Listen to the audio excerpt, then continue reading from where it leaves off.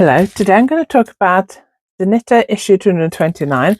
I have two patterns in this issue, so I wanted to do a video talking about both of them and also show you what else is in this month's issue of the Knitter magazine.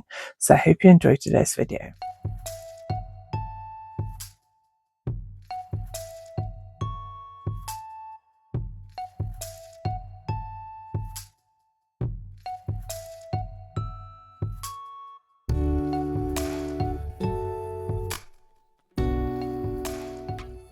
If you're new here, my name is Anniken. I design knitting patterns. I teach knitting workshops online and in person, and I sell yarn through our website YarnAddict.co.uk. If you like this video, please give it a thumbs up, and if you haven't subscribed yet, please consider subscribing.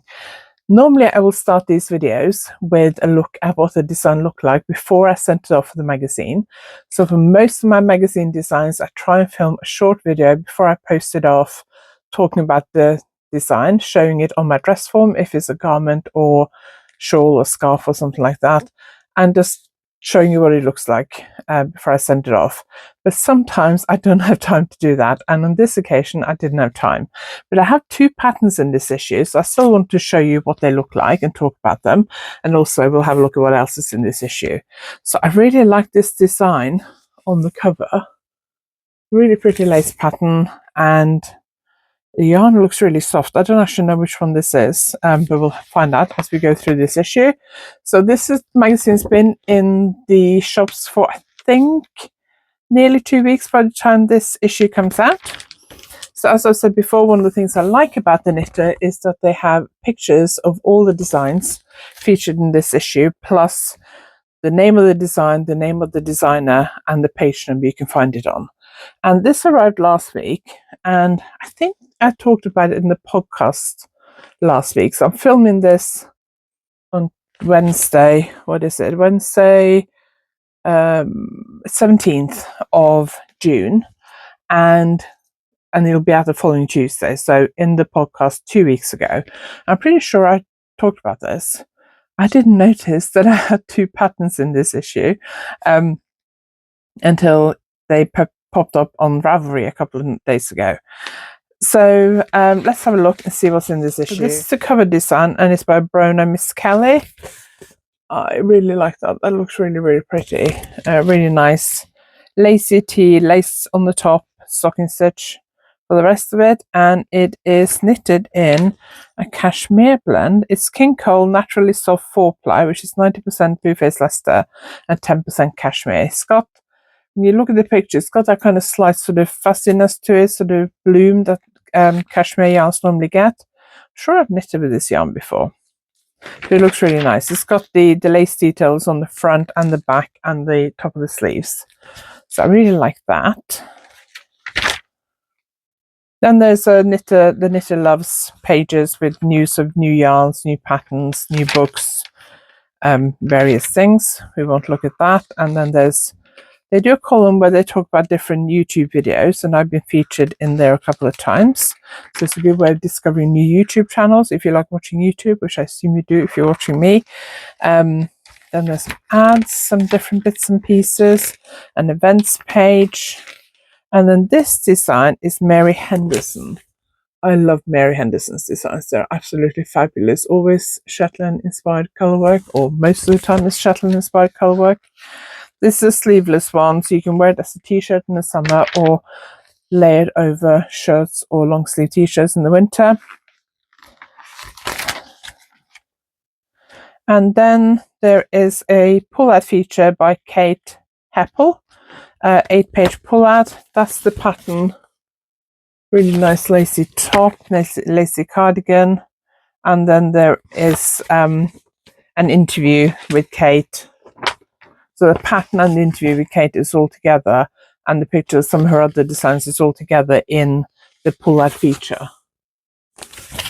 I'm not going to show you all the designs in this issue. And then there's my design. So this is Renelle, and it's so the description here is this modern shawl has an asymmetric curving shape and stripes of colour and simple lace. So it's quite a rustic yarn, DK yarn from Hey Mama Wolf. And one of my sample knitters actually knitted this. It's an asymmetrical shape. Right, I've got to try and cover up the chart. It's an asymmetrical shape. I wish I had filmed this before I sent it off to the magazine. I can't remember when the deadline was for this, but I'm assuming I was quite busy at the time. But it's asymmetrical. I would call it an asymmetrical crescent triangular shape, and it's really nice to fit around your shoulders. You can wrap it around your neck as a scarf. It's quite big because it's got 2 DK skeins, but it's really nice, and it's got stripes and some very simple lace, not difficult at all. Perfect to get used to the different shaping with a shawl like that. So if you've not knitted a shawl that shape before, the simple stitch pattern will just give you a chance to focus on the shaping with a little bit of changing color and simple lace pattern every now and then. And then I've also designed the Kilmark cushion. This is a diamond patterned cushion knitted in the round. There we go. Knitted in the round from the bottom up. So you start on here, you cast on. I chose not to do a closed cast on because I tried that on a cushion a few years ago for a workshop, and it wasn't that easy on that many stitches. You just do a regular cast on, start knitting in the round, and then you go back later and sew up the bottom edge. Good way to practice matches stitch. And at the top there's a garter stitch button band with 1 row buttonholes. I did a tutorial 2 weeks ago on 1 row buttonholes, so you can check that out on my channel. It's a very simple diamond stranded colorwork pattern, so it's a good way to practice stranded colorwork if you're new to stranded colorwork, or it'll be a quick knit if you're used to stranded colorwork. It's a very nice pattern to knit.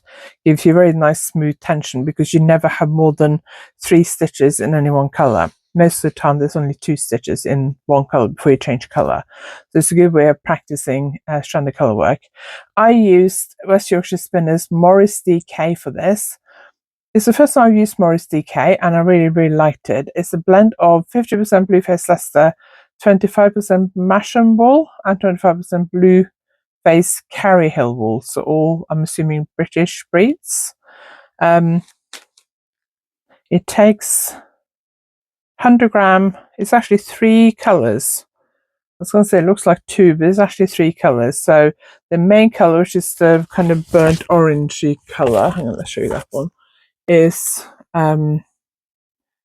rhubarb. So 100 grams of that, and then 100 grams of the other, in total, of the other 2 colors. So you can either do 100 gram of one color, 100 gram of another color, or 100 gram of the main color, which is the color the button band is in, and 50 grams each of 2 other colors. So I use rhubarb for the main color, marigold and pimpernel for the other 2 colors. It's difficult to see in the picture actually that there are 2 colors, 2 slightly different shades of yellow. If you are new to stranded colorwork, then I do have an online course called Scandinavian Stranded Colorwork and Steeking. So you learn how to knit stranded colorwork, also farewell knitting, same technique really. And I show you how to do it English style and continental style with 1 color in each hand. So you can knit with 1 color continental style and 1 color English style, or both colors continental style, with the yarn in your left hand. And then I also show you how to steek, which is where you cut your knitting to turn a sweater into a cardigan, or to cut slits for the armholes and that kind of thing. So it's quite a comprehensive course. I will link it below. It's also on my website if you're interested. And then there's an interview or an article with Ashley Ellen Kavanagh. She explores the many reasons why we keep and treasure old hand knits. So there's some pictures of some various knits here. I've read some of the articles in this issue, but I haven't read that one yet. Then there's a really nice tea cozy from Alexadra, stranded colorwork again. I don't drink tea, so I don't think I've ever knitted a tea cozy, because I don't drink tea, so I don't really have much use for tea cozies. Little baby sweater by Irene, handmade past. That's very cute.